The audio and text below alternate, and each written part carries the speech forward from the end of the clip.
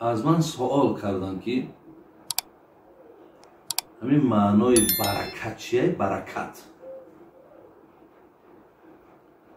зеро ки дар бисёре аз дуоҳо, алалхусус ҳамин манам, ҳар як нафаре мегӯяд ҳоҷибо даҳақ мон дуо кун, мегӯм худованд дар умруту дар ҷонут баракат насиб гардонад.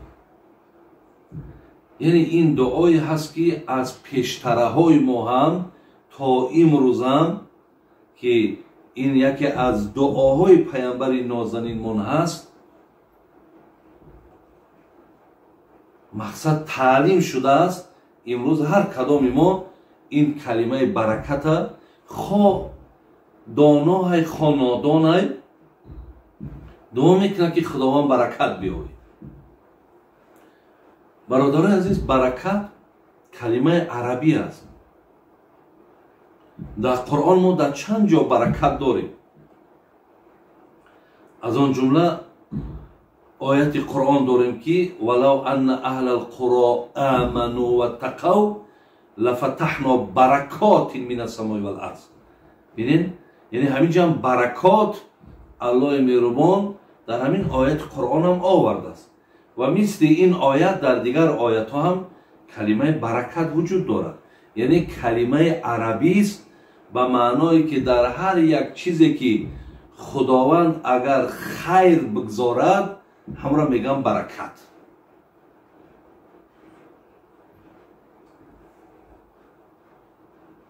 аз ҳамин лиҳоз ина тоҷикои мо ҳам бисёр зиёд истифода мебаранд. баъзеҳош мегӯянд рӯзи ҳамин хонара гирифтем, алҳамдулиллоҳ ки баракат ёфтем, мошина гирифтем, баракат ёфтем. ай рӯзи фалон кора оғоз кардем, тиҷората сар кардем, баракатша ёфтем, баракатша дидем. яъне дар ҳамун ягон афзоишу беҳбудиву ягон хайреро ки дар ҳамун дидан ҳамира мегӯям баракат. бародарои азиз ва гиромӣ, ҳаминҷа як қиссаеро ман барои шумо мегӯям. мега як нафаре аз иброҳим ибни адҳам суол кард ки шумо як одами боҳикматен, шумо як одами хиратманден,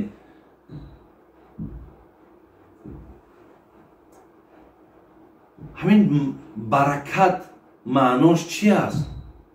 зеро ӯ инсон гӯ ман дар ҳамин баракат бовар надорам. ибни адҳам гуфтанд ман аз шумо як суол дорам. вақте ки саг таваллуд мекунад ва гӯсфанд таваллуд мекунад, кадомаш зиёд таваллуд мекунад? албатта саг зиёд таваллуд мекунад, то 10 то 12 тара таваллуд мекунад. гӯсфанд гуфт чандта таваллуд мекунад? гуфт 1 та таваллуд мекунад ё 2 та таваллуд мекунад. гуфт агар ману ту ҳозир дар ҳамин деҳа берун шавем, яъне дар мақсада ку ҳозир шаҳрҳо ку ин чизҳоро надорад, лекин дар деҳоту дар қишлоқҳо ки буданд, гуфтанд ҳозир агар ман ҳамроҳи ту ҳамин деҳада бубром ё биёин аз саҳро мерем, оё дар чашми ману ту гӯсфанд зиёд метобад ё ки саг? ва албатти ба албат куҷое ки мерем мақсад гӯсфанд дар чашм мерасад, сага намебинӣ. иброҳим ибни адҳам гуфт ки оё дар тӯйҳо, дар маъракаҳо, дар қурбониҳо, ҳатто дар бозорҳо, ҳатто дар хонаҳомон аз ҳама зиёд кадоме инҳо кушта мешаванд? гӯ албатта гӯсфанд кушта мешавад. мақсад ҳамаи маъракаву тӯю тамошову хонаҳо монда ҳама иборат мисол гӯштҳои гӯсфанд дорем, гӯсфанд мекушем. гуфт анамира баракат мегӯянд ки агарчанде ки таваллуди сагам зиёд бошад, лекин сагамо ба чашм намебинем, саг камай. лекин гӯсфанд агарчанде кам мезояд, вале در همین قشلاق‌ها و کوهسارها ببرو چقدر گوسفند زیاد است، لیکن سگ نیست.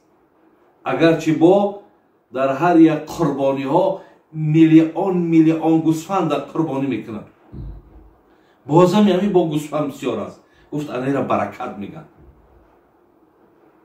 این مرد قانشی، این مرد گفت حقیقتا گفت الحال فهمیدم که یعنی برکت چی بوده است. لیکن گفت حضرت چرا گفت در سگ برکت نیست و در گوسفند برکت است؟ ابن ادهم گفتن که زیرا که گوسفند در اول شب خواب میکنه و در قسم سحر وقتی صبح میدمه گوسفند مقصد از خوابش بیدار میشود.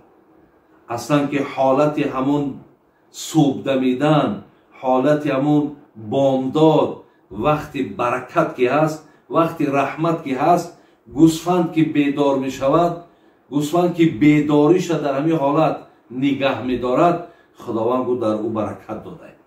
لیکن سگ شبی دراز گفت میدود، میجکد و از قسم سحر وقتی همون خیر و برکت و وقتی خوبی روز که از همون صبح که سر می شود وقتی خواب میکند خودش ای رحمت و ای برکت گفت دور کرده است.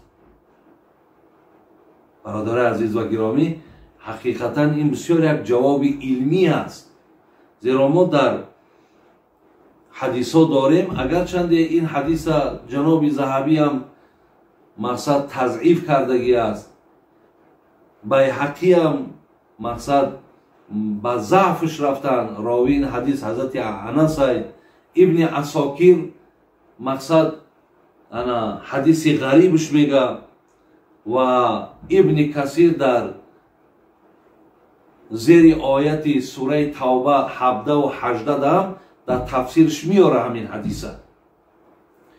میگه الله مهربان هرگاه میدید است که در روی زمین بسیار بسیار نافرمانی، بیدادگری، بی انصافی، حق خوردن، حقوق یک انسان پایمال کردن، زنا، شراب نوشی، ریختن خون ناحق وقتی در روی زمین زیاد میشیده است، الله مهربان جباری و قهاریش بیدار میشیده است تا میخواسته است، ارادش بر همین میرفته است که بر بالای این مردم قهر کند، بر بالای این مردم غضب کند. لیکن 3 نفر خوشبختی هست که پرده میشوند اینها از عذاب الله مهربان بر باقی بندگان خدا. یعنی این 3 آدمی با سعادت جانی بگه میلیون میلیاردها را میخرد. این 3 آدمی با سعادت کیه؟ یکم نفری که مبلغ خودشه یا بگیم یا جسمن یا از جهت مال مسجد میسازن، یعنی آباد کنندگان مسجد. یکم نفری که جان میلیون ها را از عذاب میخرد نفرهایی هستند که بنیاد کننده مسجدند. وقتی خداوند میبینه این مردک در تکاپو، در تلاش و در دوادوی مسجد بنا کردن، میگه از امو اراده کردگیش که بر بالای دیگرها باید میکرد از امو ارادهش پس میگرده. دوم کسانی که در دنیا یکدیگر را به خاطر خدا دوست میدارند، به خاطر پولش نه، به خاطر منصبش نه، به خاطر بچه فلانی و فلانی نه، به خاطر که دسترخوان داره نه، به خاطر الله دوستش میداره. سیوم کسانی که مستغفرین بالاسحار، وقتی صبح میدمه میخیزه نماز بامداد چه میخوانه و به ذکر مشغول میشود. ببینید این 3 نفر آباد کننده های مسجد، دوست دارنده های از برای الله و ذکر کننده های از قسم سحر اینها پرده می شدن و خدای مهربان به خاطر این سه آدم خوشبخت با سعادت عذابش از روی دیگران می گرفت است.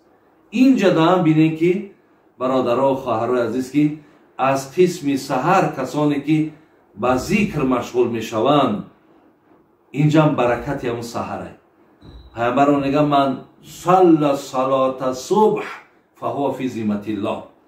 کسی اگر بینید سحر میخیزد، بر وقت میخیزد، بامداد چه میخواند، اگر همون روز همه آدم از دنیا پدرود بگد، همه دنیا را ترک کند، او به ذمه ما هست.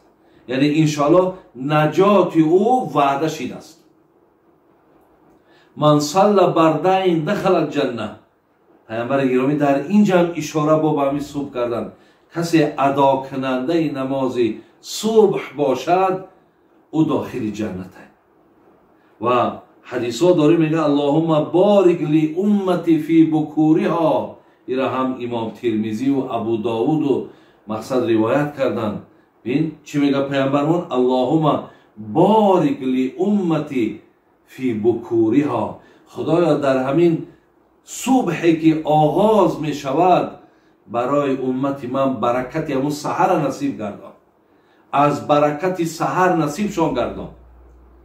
و یک حدیثی اگر چند حدیث بعضی هاش اگر ضعیف هم باشن، ولی مقصد برادرای عزیز ما او را در احکام استفاده نمیبریم، در باب فضایل استفاده بردنشان درسته.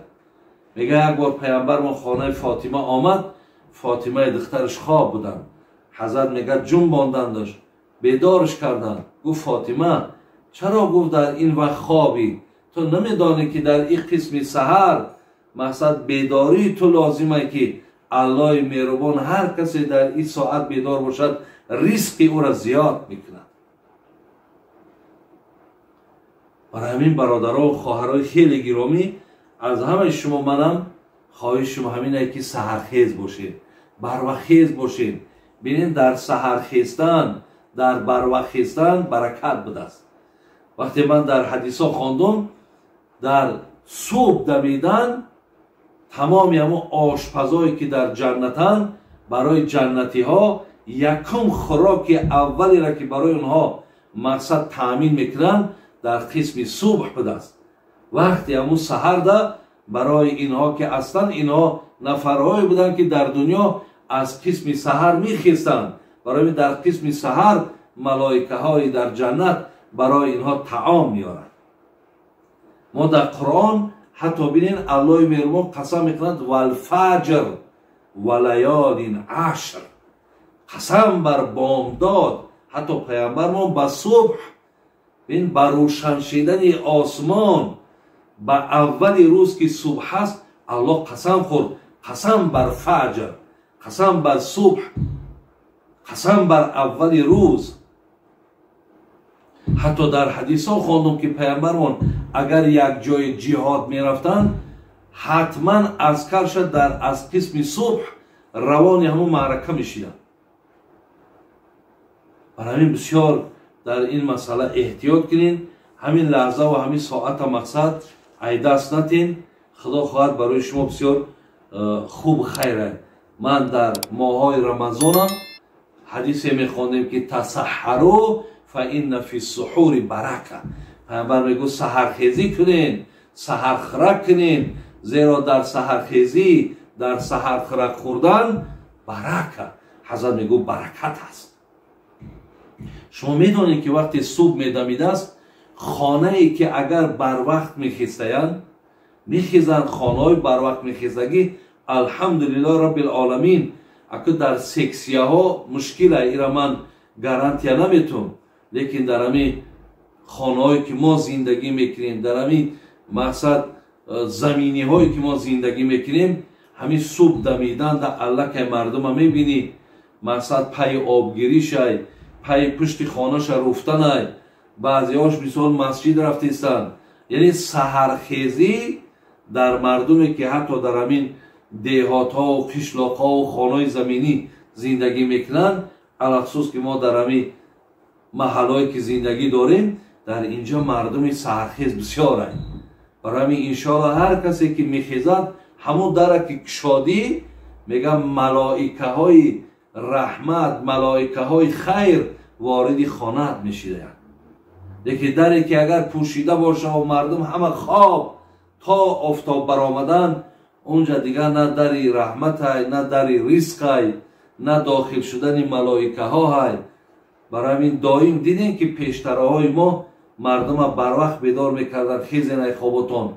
مقصد کدامش به نماز، کدامش به تازگی و کدامش به یک پخت و پز و به هر چی دلالت میکردن. برای همین مشغول بودن انشاءالله در قسم سحر بسیار خیری زیادی داره. الله مهربان رحمت کنه ابو سعید ابوالخیر دو مصرع شعر دارد، بسیار مصرع خوبی است. میگد که یک صبح به اخلاص بیا بر در دوست، یک صبح به اخلاص بیا بر در دوست، گر کام تو بر نیامد آنگاه گله کن. بینید، گر کام تو بر نیامد آنگاه گله کن. یک بار میگه این قسم سحر بخیز، به همین مقصدی که چیزایی را که شنیدی به همین مقصد سحرخیزی بکن. اگر کام تو، اگر مقصدی تو، اگر آرزوی تو حاصل نشید، میگه پیش الله مهربان گیله کن که من مقصد از قسم سحر میخیزم، ساعت برکتی میگوی مقصد در همون ساعت بیدارم، ولی چرا مقصد آرزوی من، مقصد من حاصل نمیشود؟ میگه پیش الله گیله کن. یعنی معناش این است که شما دیگه به گیله کردن هم نمیرسید. مادامی که عادتتان همی باشد، انشاءالله برادرای عزیز و گرامی، شما خدا خواهد به همه خیر و برکتی که در این ساعت وعده شده است الله شما را میرساند. سلام علیکم و رحمت الله و برکاته.